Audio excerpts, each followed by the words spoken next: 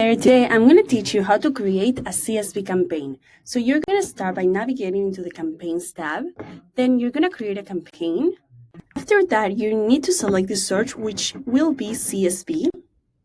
Then here, pay attention that you have an option to download the template to fill it up with the prospects that you want to add.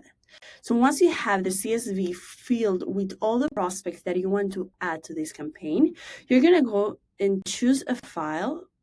Then you're going to select the file and you're going to open it and import it. After that, you're going to start mapping the fields that here Alta is giving to the ones that you have in your CSV.